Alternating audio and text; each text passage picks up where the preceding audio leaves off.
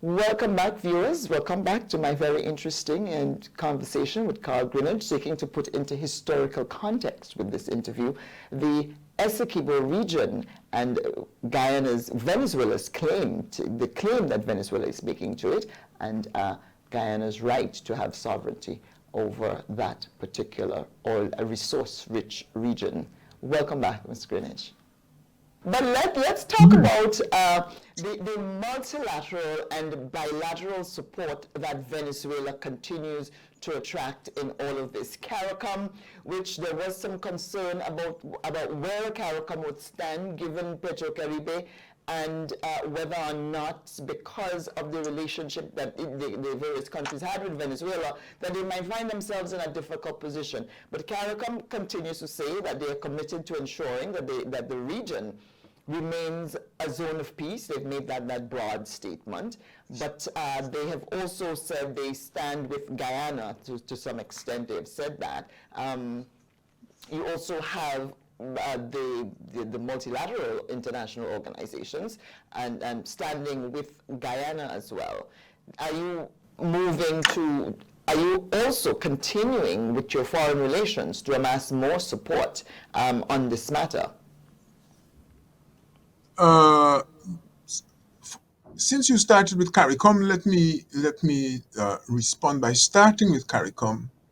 And I would just remind you, as I had cause some years ago to remind the CARICOM territories, to remind the CARICOM heads, that this problem that Guyana is having with Venezuela, in which the associated maritime territories of that land, is something that the CARICOM has to be very careful about, because Venezuela, as you pointed out, claims almost 3/4 of Guyana's land territory, but it claims practically all of Guyana's maritime zone, its exclusive economic zone.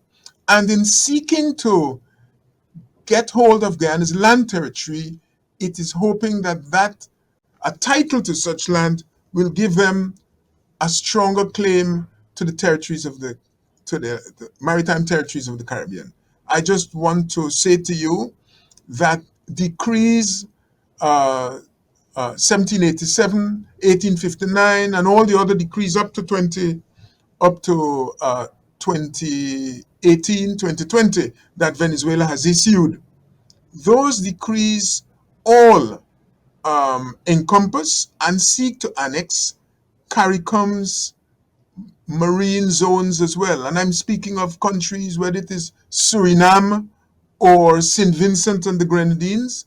And the CARICOM experts were called upon when we made this assertion to look at the information. In 2016, CARICOM's experts, including their lawyers, produced a report for the CARICOM heads. The CARICOM heads instructed the chair and the secretary general to write to President Maduro, telling President Maduro that he should leave CARICOM's patrimony alone. The maritime patrimony of the CARICOM countries is for CARICOM.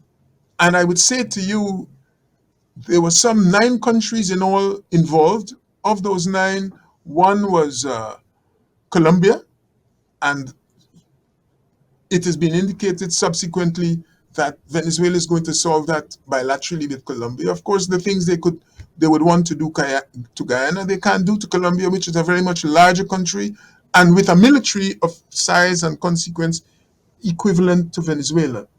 As they say again in Creole, monkey no willing to jump on.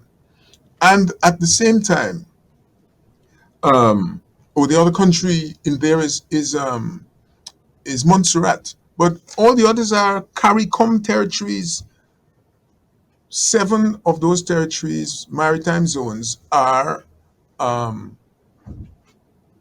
being eyed by Venezuela.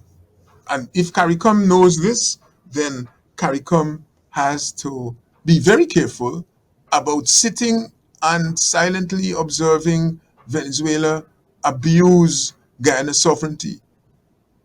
You were asking me about Venezuelan sovereignty in Essequibo. It never exercised sovereignty over that area.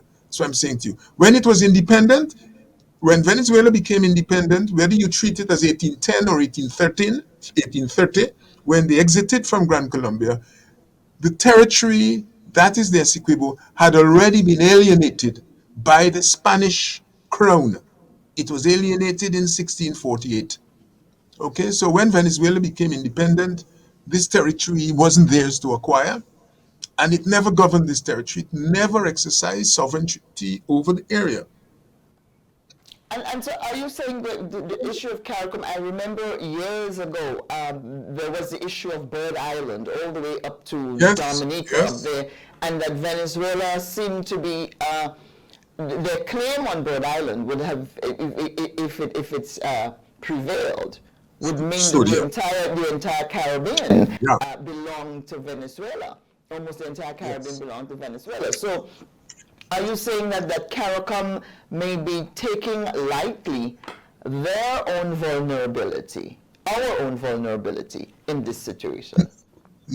Well, I don't want to pronounce on that specific. What I'm saying to you is that at the back of CARICOM's mind must be this threat. And the decrees I'm referring you to are not decrees to come.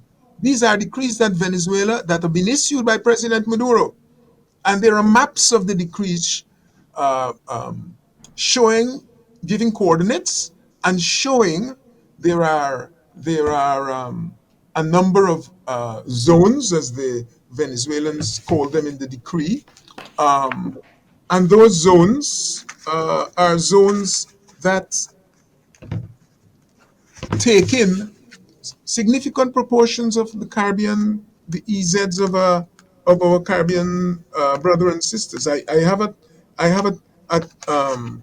table here that I often use, and that table lists the countries that are affected by the decrees that have been issued. There's a decree.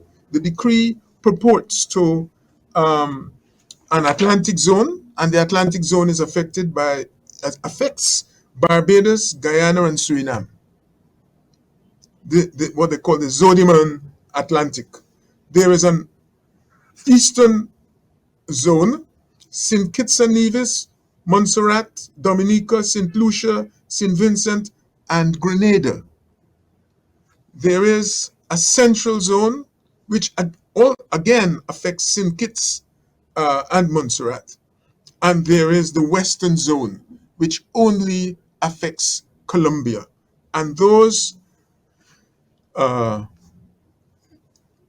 the note I have here says, states with exclusive economic zones and continental shelves overlapped by the so-called operative defense zones created by Presidential Decree number 1787 of the Bolivarian Republic of Venezuela, dated May 26, 2015. That decree has been reinforced by 4 others since. They haven't excluded anybody. If they have, it is only Colombia. So all of the exclusive economic zones of these territories are partially or entirely claimed by Venezuela by way of those decrees. And these are the zones in which these are zones that they've set up.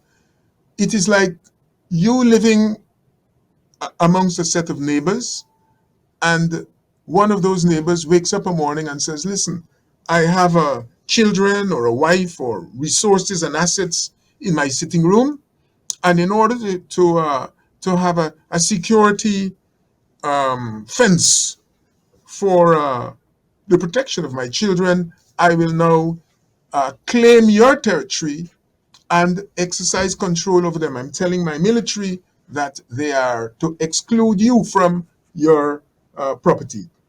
So I want to thank you so much for joining me on The Narrative, Carl Greenidge, Advisor on Borders for Guyana. Thank you so much for being on, and good luck. It's my pleasure, Ms. Farian. You take care and good luck. This is The Narrative. I'm your storyteller, Callistra Farrier, speaking there with Carl Greenidge. He's the advisor on borders for Guyana, as well as Guyana's agent to the International Court, where the territorial controversy between Guyana and Venezuela now resides, the court being asked to determine the case that Venezuela is making, that it has